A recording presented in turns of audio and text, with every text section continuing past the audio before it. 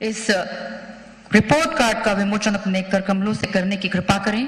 साथ में उपस्थित हैं माननीय मुख्यमंत्री जी, उनसे भी निवेदन, माननीय प्रदेश अध्यक्ष जी, माननीय गृह मंत्री मध्य प्रदेश श्री नरोत्तम मिश्रा जी, सभी के हाथों से इस 20 सालों के रिपोर्ट कार्ड का विमोचन आज हमारे बीच गरीब कल्याण महाअभियान की शुभारंभ करने के लिए केंद्रीय गृह मंत्री आदरणीय श्री अमित शाह जी पधारे हैं। उनके हाथों से 20 सालों के रिपोर्ट कार्ड का विकास यात्रा का रिपोर्ट कार्ड का विमोचन यहाँ पे किया गया।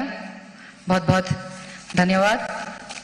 और रिपोर्ट कार्ड के विमोचन के बाद आदरणीय देवी सज्जनों, केंद्र तथा राज्य सरकार की उपलब्धियों पर संबोधन हेतु करबद्ध निवेदन माननीय मुख्य अतिथि महोदय केंद्रीय गृह मंत्री माननीय श्री अमित शाह जी से कृपया अपने संबोधन से हम सभी को कृतार्थ करें।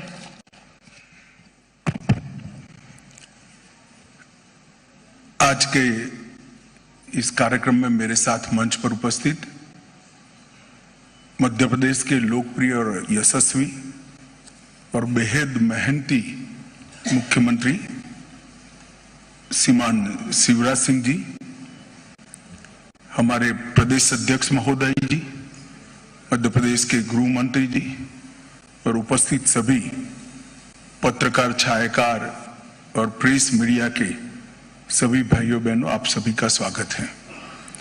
मुझे कोई संबोधन नहीं करना है, कुछ डिटेल देने का मैं प्रयास करूंगा। वैसे आप सब लोग ये सारी चीजों से अवगत हैं, परंतु किस होलिस्टिक अप्रोच के साथ हमने एक बीमारू राज्य को देश के सबसे विकसित राज्यों में 20 साल में पहुंचाने का प्रयास किया है और आगे आजादी के अमृत काल के समय में क्या दृष्टिकोण लेकर मध्य प्रदेश को भारतीय जनता पार्टी आगे ले जाना चाहती है।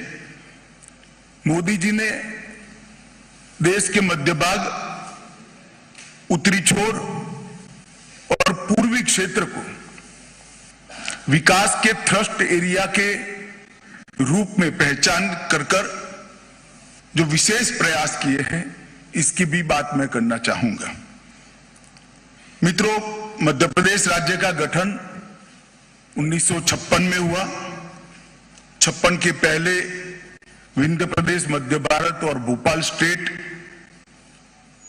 वहां पर भी कांग्रेस का शासन था और 50 से 2003 तक 53 वर्ष में 6-7 साल छोड़कर पूरा समय कांग्रेस का शासन रहा। मैं इसलिए बताना चाहता हूं कि आज जो लोग दावे कर रहे हैं, उनको सबसे पहले ये 53 साल का विकास का हिसाब देश की जनता के सामने, मध्य प्रदेश की जनता के सामने रखना चाहिए। कांग्रेस के शासन में 53 साल में मध्य प्रदेश को क्या विरोध मिला? तो एक बीमारू राज्य का विरोध मिला। 1980 के दशक में एक जाने माने आर्थिक विश्लेषक श्री आशीष बोस ने राजीव गांधी जी को एक पेपर प्रस्तुत किया था। उन्होंने इसमें बीमारू शब्द का प्रयोग किया था और बीमारू शब्द का प्रयोग किया था उस उद्देश्य से किया था कि पूरे देश की ग्रोथ रेट को, विकास दर को अगर कोई 4 राज्य नीचे ला रहे हैं तो ये बीमारू राज्य ला रहे हैं। और बीमारू राज्य का शब्द प्रयोग 4 राज्यों के पहले अक्षर से लिया गया था।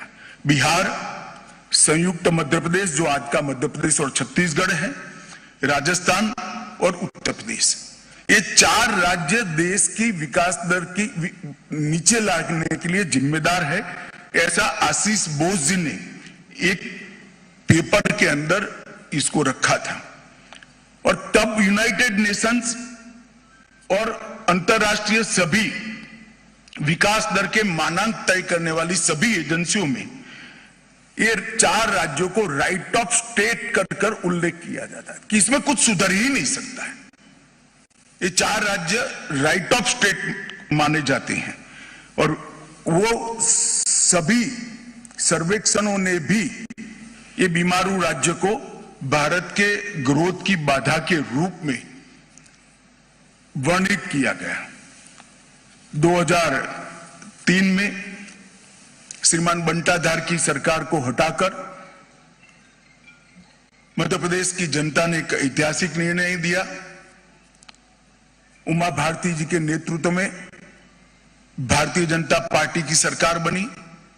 उसके बाद उमा भारती जी, बाबूलाल जी और 2005 से अब तक श्रीमान शिवराज सिंह जी के नेतृत्व में भारतीय जनता पार्टी ने ये बीमारू शब्द से मध्य प्रदेश को मुक्ति दिलाने का काम किया है। बीते 20 साल गरीबी से मुक्ति का स्वर्ण काल मध्य प्रदेश में साबित हुआ है और साल में संपूर्ण विकसित राज्य बनाने की नींव डालने का काम ये 20 साल के अंदर हुआ है। इसके साथ साथ आत्मनिर्भर मध्य प्रदेश बनाने की नींव डालने का भी काम हुआ है, चाहे स्वास्थ्य का क्षेत्र हो, औद्योगिक विकास है। 20 साल में बिजली, पानी, सड़क, शिक्षा, स्वास्थ्य, अर्थव्यवस्था, सुशासन और कानून और व्यवस्था, ये सारे पैरामीटर्स के अंदर आमूल चूल परिवर्तन किया है। चाहे बुंदेलखंड हो या बघेलखंड, निमाड़ हो या मालवा, ग्वालियर चंबल हो या महाकौशल, भोपाल से लेकर प्रदेश की हर चौपाल तक खुशहाली और विकास को पहुंचाने का काम भारतीय जनता पार्टी की सरकार ने किया है। और इस 20 साल में 10 साल डबल इंजन की सरकार है। 2014 में मोदी जी की सरकार बनी और मोदी जी ने मध्य प्रदेश को काफी कुछ दिया है, मन खोल कर दिया है और मध्य प्रदेश की जनता ने भी मोदी जी के हर पहल का जवाब झोलियां भर भर कर वोटें देकर, सीटें देकर निभाया है। 2014 में 29 में से 27 सीटें लोकसभा की भारतीय जनता पार्टी जीती।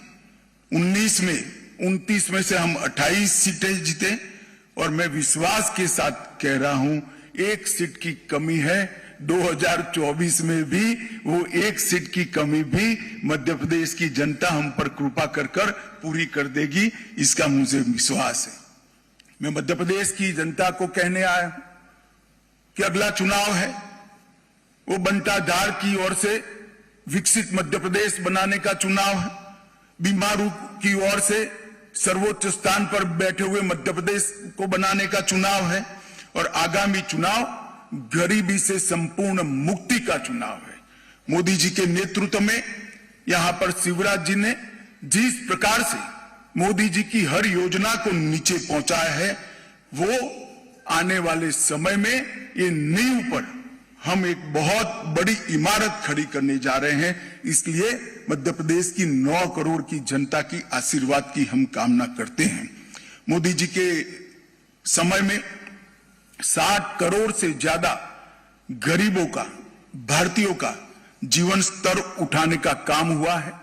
14 करोड़ लोग यानी 10 करोड़ भारतीय गरीबी रेखा से ऊपर आ चुके हैं और आजादी के बाद ऐसा समय कभी नहीं आया कि एक 10 साल के समय में 10% लोग, आबादी के 10%, गरीबों के नहीं कहता, गरीबों की गिनेंगे तो 15%, 10% लोग गरीबी रेखा के ऊपर आए हैं और इसीलिए मोदी जी को गरीब कल्याण का पुरोधा मानते हैं गरीब, और इसका मैक्सिमम फायदा जो 2-3 राज्यों को मिला है उसमें से एक हमारा 9 करोड़ की आबादी वाला मध्य प्रदेश है और उन्होंने हर क्षेत्र में प्रगति की है। मध्य प्रदेश सरकार ने शिवराज जी के नेतृत्व में, हमारे अगले 2 मुख्यमंत्रियों के नेतृत्व में, मगर बड़ा कालखंड शिवराज जी का है। शिवराज जी के नेतृत्व में ढेर सारे परिवर्तन किए थे और मैं मानता हूं और मैं चाहता हूं कि दाएं बाएं भड़काए बगैर श्रीमान बंटाधार और कमलनाथ जी इन चीजों का स्पेसिफिक जवाब दें कि 2002 में आपने बजट का कुल आकार 23,100 करोड़ पर छोड़ा था, हमने इसको 3,14,000 करोड़ पर पहुंचाया है। और ये वृद्धि का दर समग्र देश में दूसरे नंबर पर है। इसका जवाब कांग्रेसियों ने देना चाहिए। प्रदेश का शिक्षा का बजट 2456 करोड़ से 38,000 करोड़ पर पहुंचा है। जिस प्रदेश की सरकार बजट में शिक्षा पर उचित भार न रखे वो नए प्रदेश का निर्माण, विकसित प्रदेश का निर्माण नहीं कर सकती। भारतीय जनता पार्टी की सरकारों ने इस चीज को पहचान कर इसको अमल में लाए हैं। स्वास्थ्य का बजट लगभग 580 करोड़ था, आज 16,000 करोड़ पर स्वास्थ्य का बजट करा है और मोदी जी की प्रधानमंत्री आयुष्मान भारत योजना इसके अंदर नहीं है। सर्व शिक्षा अभियान का बजट जो प्राथमिक शिक्षा को इंगित करता है 844 करोड़ से 7,000 करोड़, लगभग 6650 करोड़ और मध्याह्न भोजन को गिन ले तो 7,000 करोड़ को क्रॉस किया है। एससी, एसटी और ओबीसी का बजट बंटाधार जब छोड़कर गए तब केवल और केवल 1,056 करोड़ था और मैं चाहूंगा कि श्रीमान बंटाधार और कमलनाथ जी इसका जवाब दें। एससी, एसटी और ओबीसी मिलकर बहुत बड़ी जनसंख्या मध्य प्रदेश की आबादी की होती है। आप सिर्फ 1,056 करोड़ खर्च करते थे। भारतीय जनता पार्टी की सरकारों ने 1,056 करोड़ से बढ़ाकर 64,390 करोड़ तक इसको पहुंचा है।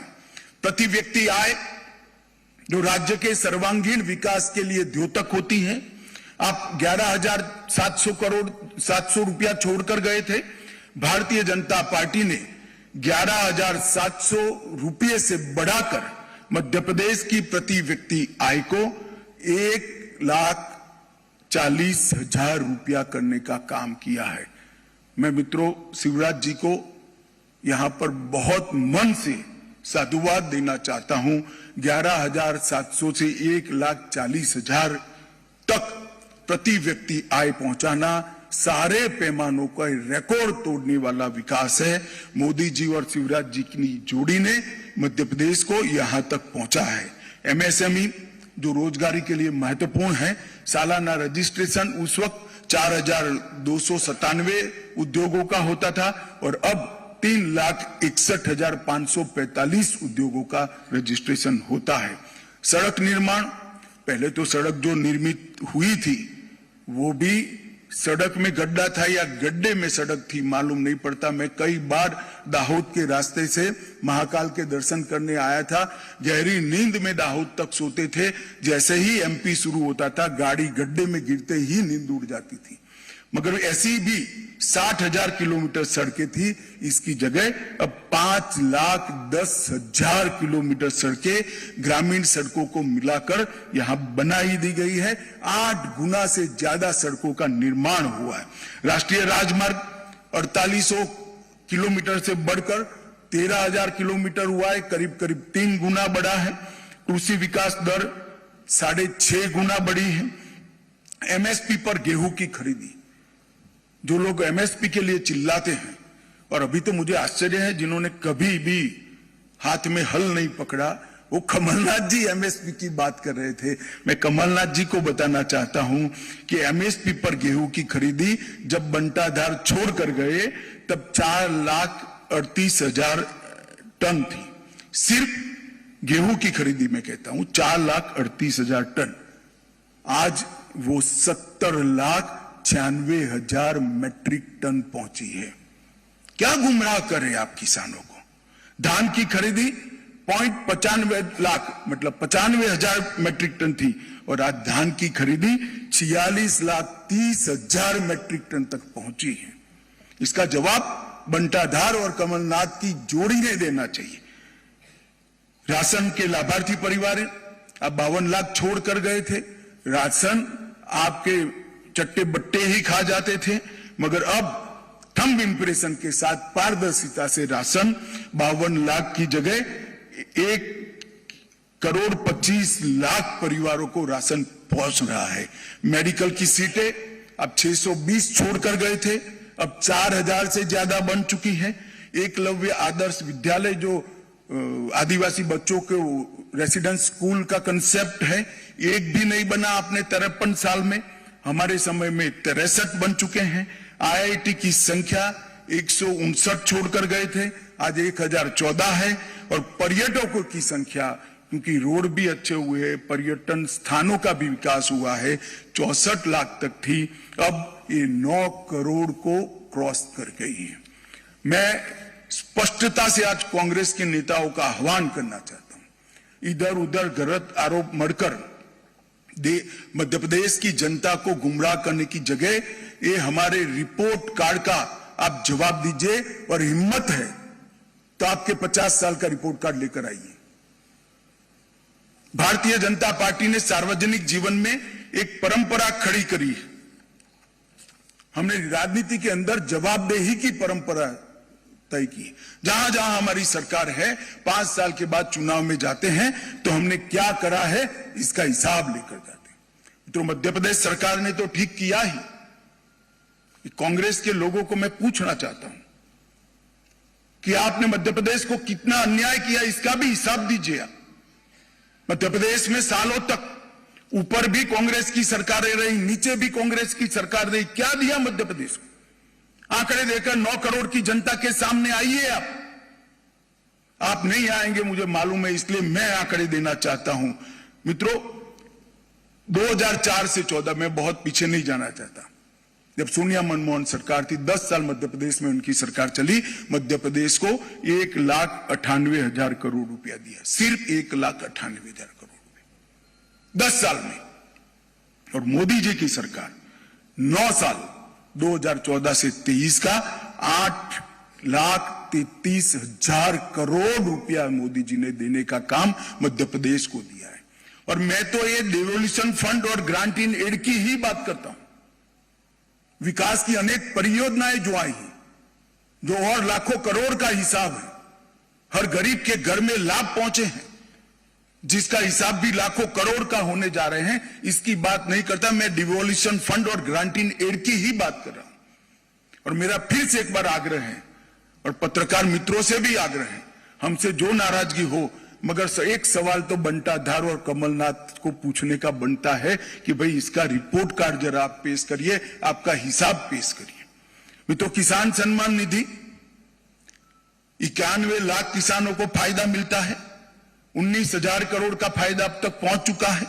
ये मोदी जी ने जो सारी योजनाएं बनाई हैं, नीचे तक डबल इंजन की सरकार ने पहुंचाई, और मोदी जी ने भी योजनाएं बनाने में भी कमी नहीं छोड़ी, और योजनाओं के ऊपर किसी भी प्रकार की कटौती नहीं रखी, लक्ष्यांक नहीं रखा है। संपूर्ण सैचुरेशन ही मोदी सरकार का लक्ष्यांक है। पहले क्या आता था? टुकड़े टुकड़ों में विकास होता था। भाई 25,000 शौचालय बनाने हैं, अब आता है कि हर घर में शौचालय होना चाहिए। 10,000 घरों में बिजली पहुंचानी है, अब मोदी जी कहते हैं हर घर में बिजली होनी चाहिए। हर गरीब को घर मिलना चाहिए, हर गरीब के घर में पीने का पानी मिलना चाहिए, हर गरीब के घर में गैस का सिलेंडर पहुंचना चाहिए। संपूर्ण सैचुरेशन की दिशा में गरीब कल्याण का कंसेप्ट स्वतंत्र भारत में अगर किसी ने किया है तो हमारे प्रधानमंत्री नरेंद्र मोदी जी ने किया है, और इसीलिए मोदी जी को बार बार जनादेश प्राप्त होता है। फसल बीमा 25,000 करोड़ का फायदा मिला है। जल जीवन मिशन 1.2 करोड़ घर और 60 लाख कनेक्शन अब तक पहुंच चुके हैं। आयुष्मान भारत योजना लगभग 3.6 करोड़ लाभार्थी हैं, इसमें से 30 लाख लाभार्थियों ने अपने ऑपरेशन करा चुके हैं। लगभग 80 लाख शौचालयों का निर्माण पूरा हो चुका है। अन्न योजना लगभग 1.2 करोड़ कार्ड में 5.1 करोड़ लाभार्थियों को प्रति व्यक्ति प्रति माह 5 किलो अनाज फ्री ऑफ कॉस्ट दे दिया जा रहा है। लगभग 10,87,000 गैस के सिलेंडर बांटे हैं, जिसमें से 1,20,000 SC और ST है। प्रधानमंत्री आवास योजना 42 लाख लोगों को घर दिया गया है, संस्थाएं भी दी है। भारतीय सूचना प्रौद्योगिकी संस्था IIIT, राष्ट्रीय डिजाइन संस्था NID भी देने का काम किया है। राष्ट्रीय राजमार्गों के निर्माण में 4,000 किलोमीटर के नए राजमार्ग दिए हैं, जो कांग्रेस के कुल शासन से ज्यादा हैं। लगभग 5400 अरब रुपये से तैयार होने वाली दिल्ली मुंबई औद्योगिक कॉरिडोर इसमें इंदौर शहर को शामिल किया गया है। 31,000 करोड़ की लागत से 906 किलोमीटर लंबा नर्मदा एक्सप्रेसवे का विचार किया है। 5,000 करोड़ की लागत से 300 किलोमीटर की भारत माला परियोजना को हम आगे लेकर आए हैं और 5 वित्तीय वर्षों में, सिर्फ 5 वित्तीय वर्षों में हमने 72,000 किलोमीटर सड़कों की लंबाई को बढ़ाने का काम। मित्रों, ये जो विकास के पैरामीटर्स है उसका जवाब मध्य प्रदेश की 9 करोड़ की जनता ने श्रीमान बंटाधार और कमलनाथ के सामने मांगा। इधर इधर की बात मत करिए भाई। मध्य प्रदेश का काफिला क्यों लूटा था, इसका जवाब दीजिए। और आपके समय में लूटा है। रेलवे में 12,000 करोड़ रुपया की लागत से 11 कॉरिडोर और कई सारे 35 से ज्यादा रेलवे स्टेशनों की विकास की बात की है। 3 एयरपोर्ट, ग्वालियर हवाई अड्डा से रीवा हवाई अड्डा 2023 तक चालू हो जाएगा अंत के पहले, और 412 करोड़ की लागत से जबलपुर के हवाई अड्डे का भी टर्मिनल बन रहा है।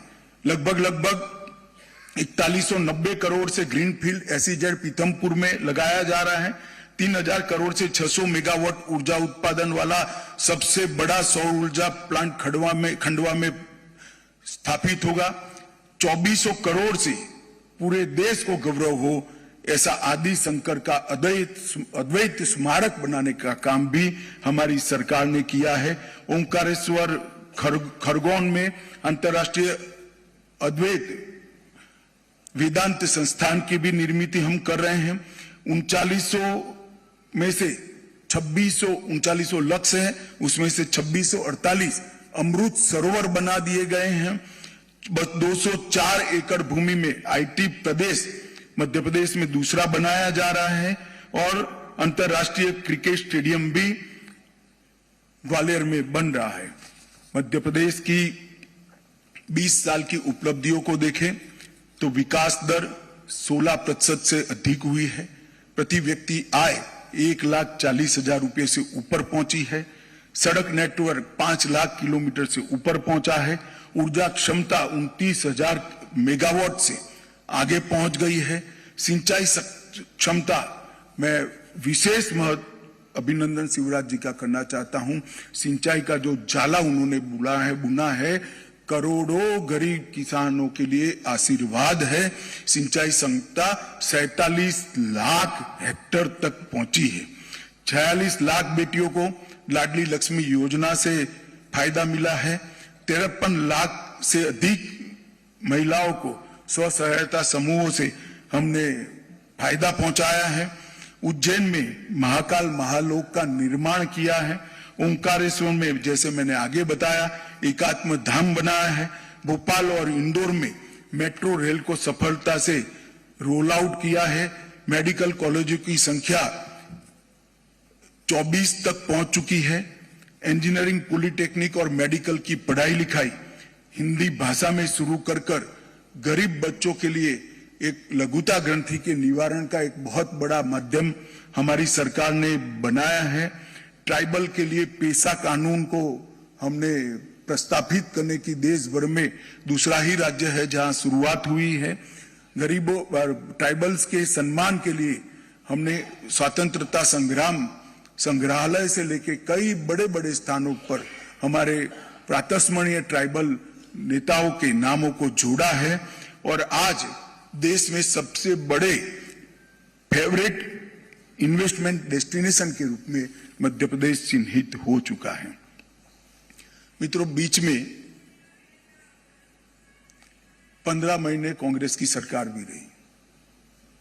एक प्रकार से मध्य प्रदेश की 9 करोड़ की जनता के लिए एक 15 महीने का कांग्रेस का शासन तुलनात्मक अभ्यास के लिए, कंपैरेटिव स्टडी के लिए उपलब्ध है। क्या किया इन्होंने 15 महीने? और मैं फिर से कहता हूं, श्रीमान बंटाधार और कमलनाथ ने इधर उधर की बात करे बगैर इसका जवाब देना चाहिए। आपने मोदी जी और शिवराज जी ने जो गरीब कल्याण की योजनाएं चालू की थी, सब योजनाओं को या तो बंद कर दिया या इसका पोषण करना बंद कर उसको लंगड़ी कर दी। गरीब कल्याण की पूरी हमारी मूवमेंट को कांग्रेस ने लंगड़ा करने का काम किया, अपाहिज करने का काम किया और ये कमलनाथ जी की सरकार को सोशल मीडिया वाले करप्शन नाथ की सरकार कहने लगी। इस प्रकार का काम हुआ। इस्तीफे की 15 मिनट पहले कभी कोई मुख्यमंत्री साइन नहीं करता। 63,000 करोड़ के मोबाइल का घोटाले के आरोप वाला साइन हुआ। 350 करोड़ का मोजर बेयर घोटाला हुआ। 24 करोड़ का अगस्ता वेस्टलैंड घोटाले से वो जुड़े हुए हैं। 600 करोड़ के इफ्को घोटाले के से जुड़े हुए हैं। 25,000 करोड़ के कर्ज माफी में भी ढेर सारे घपले हुए हैं। 1178 करोड़ बोनस में भी वादे को नहीं निभाया गया। सहरिया, भरिया और बेगा समुदाय की महिला को आहार अनुदान योजना जो शुरू की थी उसको भी बंद कर दिया और 800 से ज्यादा ट्रांसफर कर फिर से एक बार मध्य प्रदेश में ट्रांसफर इंडस्ट्री बड़े पैमाने पर लगाने का काम एक कमलनाथ सरकार ने किया था। उन्होंने अपने 1.5 साल का 15 महीने की शासन का जवाब मध्य प्रदेश की जनता को जरूर करना चाहिए। पॉलिटिकल वेंडेटा को तहसील तक पहुंचाने के अलावे उन्होंने कुछ नहीं किया। गरीब कल्याण की योजनाओं को बंद करने के अलावे कुछ नहीं किया। मित्रों, आपके माध्यम से मैं मध्य प्रदेश की 9 करोड़ की जनता को ये कहने आया हूं, मोदी जी ने एक आत्मनिर्भर भारत के निर्माण का, संपूर्ण विकसित भारत के निर्माण का बीड़ा उठाया है। देश भर में आमूलचूर परिवर्तन हुआ है। देश की अर्थव्यवस्था 11वें नंबर पर थी, अब 5वें नंबर पर पहुंच चुकी है। लगभग 14 करोड़ लोग गरीबी की रेखा से ऊपर उठकर आ गए हैं। क्लाइमेट चेंज के क्षेत्र में आज भारत विश्व का नेतृत्व कर रहा है। जीरो टॉलरेंस टुवर्ड्स टेररिज्म के क्षेत्र में भी भारत विश्व का नेतृत्व कर रहा है और ग्लोबल नैरेटिव सेट कर रहा है। G20 भारत की संस्कृति, भारत के विकास और भारत के भविष्य को दुनिया भर में पहुंचाने वाला एक बड़ा जरिया बना है। पहली G20 समिट है। कांग्रेस के कई नेता कहते कि कई देशों में G20 समिट हुई, मगर ये पहली समिट है जिसमें सभी प्रदेशों को मौका मिला है। कांग्रेस के प्रदेश हैं, शासित प्रदेश है, उनको भी मिला है और 59 स्थानों पर विश्व भर के नेताओं को पहुंचाने का काम किया है। हमारी विविधता वाली संस्कृति, कई भाषाएं, हमारी भूषाएं, हमारे व्यंजन और हमारी विकास की गाथा का सबसे बड़ा संदेश अगर किसी एक घटना से गाया है तो G20 से गाया है। और 14 देशों ने, ये 9 सालों में 14 देशों में जो विश्व का रिकॉर्ड है, किसी भी नेता को, किसी भी राष्ट्राध्यक्ष का सम्मान दुनिया के 14 देशों ने अपने सर्वोच्च सम्मान से नहीं किया है। हम सब के लिए गर्व की बात है, नरेंद्र मोदी जी को 14 देशों ने अपने सर्वोच्च सम्मान से सम्मानित किया है। ये 14 देशों ने जो सम्मान किया है वो नरेंद्र मोदी जी या भारतीय जनता पार्टी का सम्मान नहीं है। ये नरेंद्र मोदी व्यक्ति का सम्मान नहीं है। ये 14 देशों ने जो सर्वोच्च सम्मान दिया है वे भारत की विकास की गाथा को दिया है। भारत की 140 करोड़ की जनता का सम्मान विश्व के 14 करोड़ देशों ने दिया है। आजादी के बाद ऐसे 10 साल शायद ही आए होंगे और मोदी जी ने एक संकल्प लिया है, जल्द ही हम विश्व में तीसरी अर्थव्यवस्था बनकर उभरेंगे। 5 ट्रिलियन अमेरिकी डॉलर की अर्थव्यवस्था हम बनेंगे। 2047 तक संपूर्ण आत्मनिर्भर और विकसित राष्ट्र भी बनेंगे और नए भारत का निर्माण भी करेंगे। और कांग्रेस ने इतने सालों में क्या किया, मैं कुछ घोटाले आपको जरूर बताना चाहता हूं। श्रीमान बंटाधार ने इसका जवाब देना चाहिए, कमलनाथ ने इसका जवाब देना चाहिए। जब जब आपको शासन मिला, घोटाले के अलावे आपने कुछ नहीं किया।